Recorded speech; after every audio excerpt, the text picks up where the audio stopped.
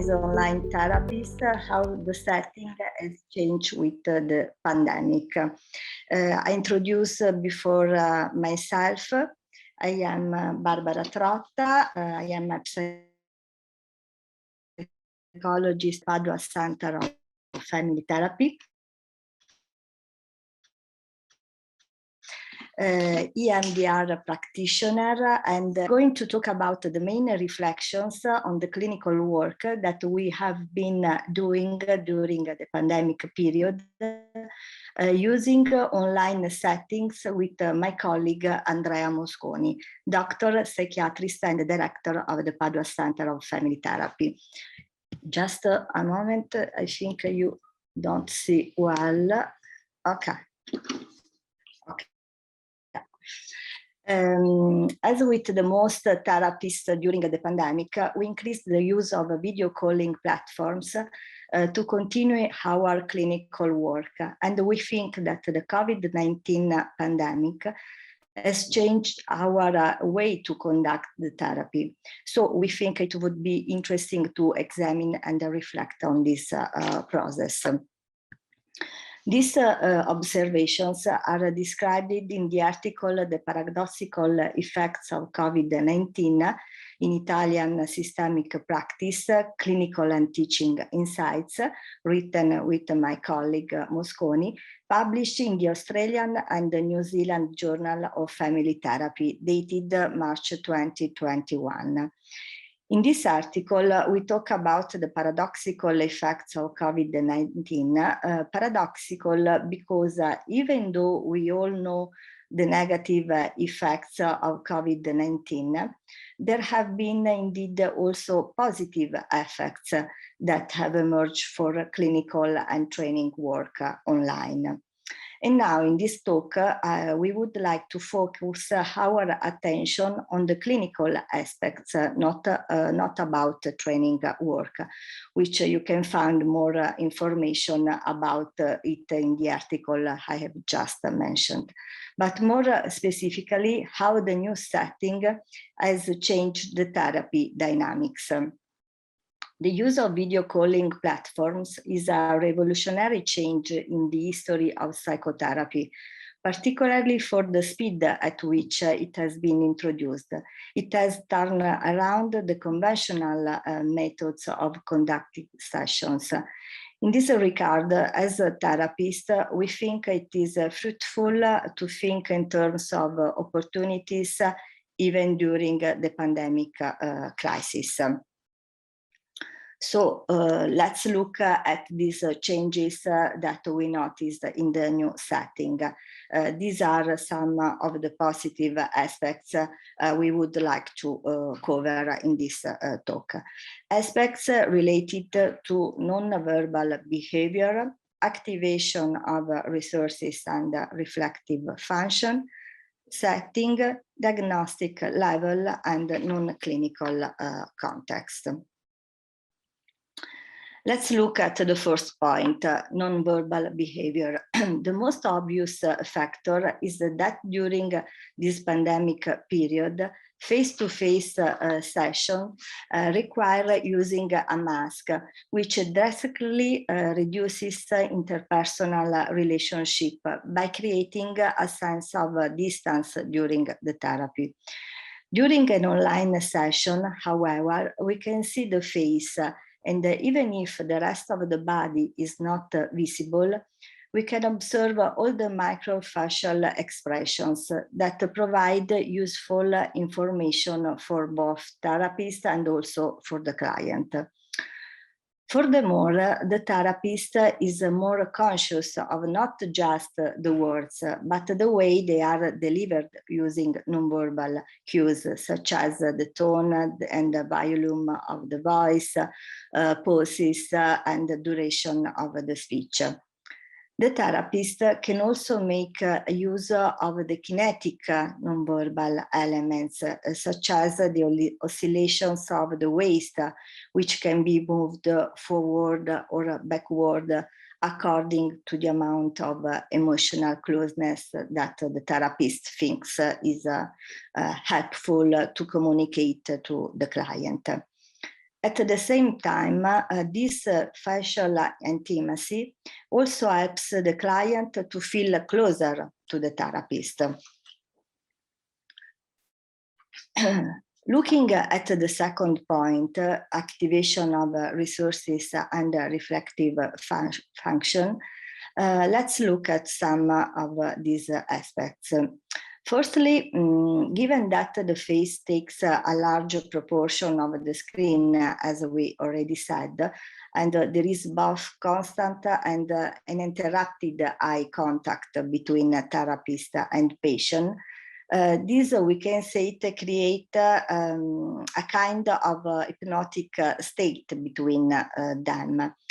This state not only facilitates the relationship between the therapist and the client, but also creates a greater focus of attention, what Fonagy refers to as the ability of mentalization. And this is the ability to recognize and use one's own and others' emotional state.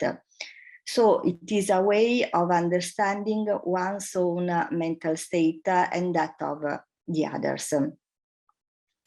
Then to go on to the second aspect, which is connected with the activation of resources, being online often gives the therapist the opportunity to enter clients' homes as a sort of virtual home visit.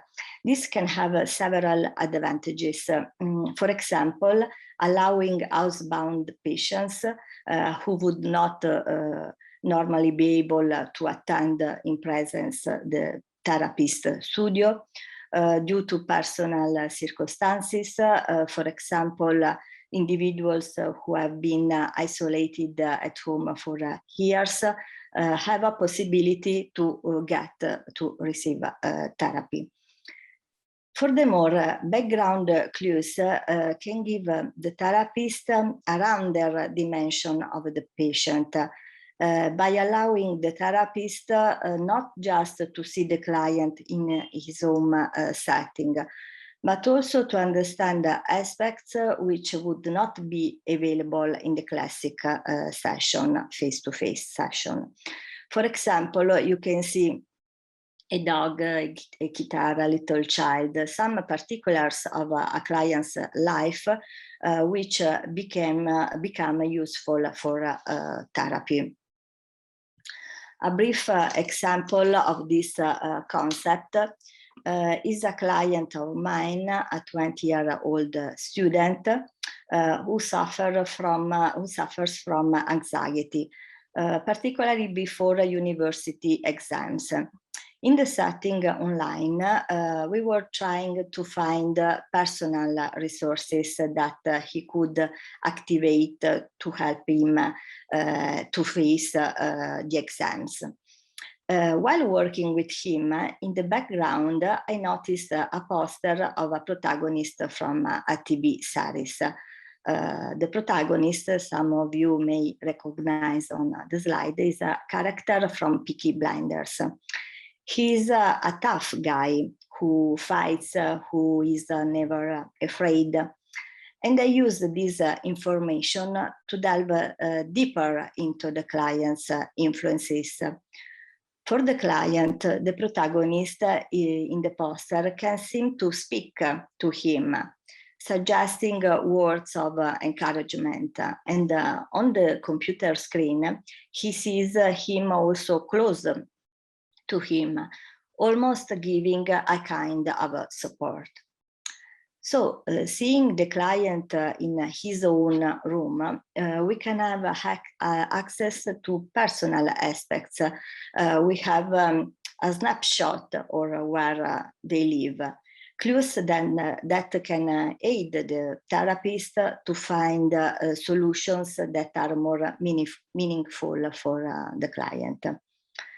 So in this sense, the online setting has changed after COVID, giving the possibility to discover and utilize resources not otherwise available to the therapist. So the therapist has more information on which to base a more tailor-made therapy suited the client. Now, going on to the further aspect connected with activation of resources and reflective function, we think that technological tools can enhance creative abilities. So what do we exactly mean? Simply that the use of platforms such as Zoom allows for the sharing of materials such as keywords, paintings, etc., during sessions through the virtual whiteboard, enhancing the opportunity to share these resources useful to the client and co-constructed with him. The first point connected with activation of resources and the reflective function relates to the opportunity for the therapist to be able to see themselves on the screen while they are working, which is helpful for the therapeutic relationship, as it encourages meta-reflection on themselves. The therapists can recognize their own emotions, seeing themselves on the screen, which makes them more aware of the way they are coming across to the client. For example, if they themselves look bored, they can imagine what the client also thinks. Not only are you looking at the client, but also a little mirror of your own face with its emotions. Now, going on the point related to setting. Firstly, we can say online sessions allow for the continuity of therapies. For example, when the client needs to transfer to other geographic locations due to work, health, or family needs, they can continue their therapy without interruptions or changing therapists. Secondly, online sessions allow for more flexibility by giving the opportunity to provide therapy for urgent traumatic situations in otherwise inaccessible areas, such as red zones during lockdown. For example, if we think about grief, violence, separation, and all those situations that require early intervention to prevent post-traumatic disorders. Furthermore, the client is not bound by therapists which are geographically close to them, and therefore can choose the best therapist for their condition. Connected with setting, other colleagues have also mentioned how useful it is, for example, for immigrant clients to be able to access therapists who speak their own language and share their culture.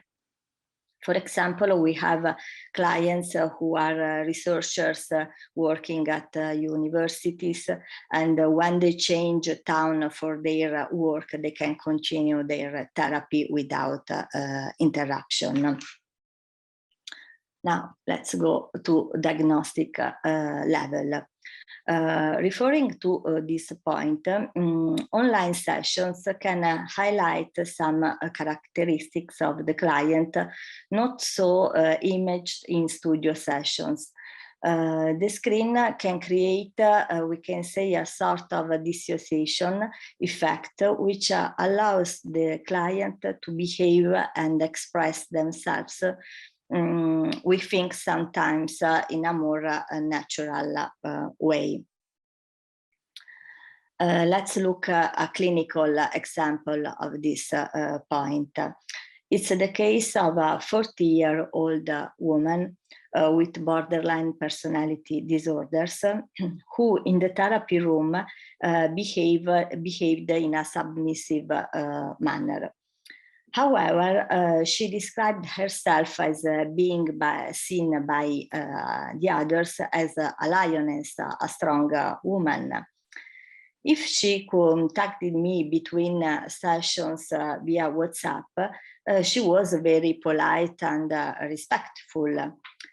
While when we started to use online settings due to the increase in COVID infections, the client during an online session manifested an unexpressed anger, a reaction never seen by me before that moment. This externalization was very important for the therapeutic process because it gave the client the possibility to recognize her emotions and to work on them to express herself in a more functional way. So the screen in the online sessions, sometimes with borderline personality disorders, as in the described case, disinhibits traits which in the face-to-face sessions would otherwise be hidden. So thanks to this disinhibition, the therapist has the possibility to access aspects of the client which are useful for therapy.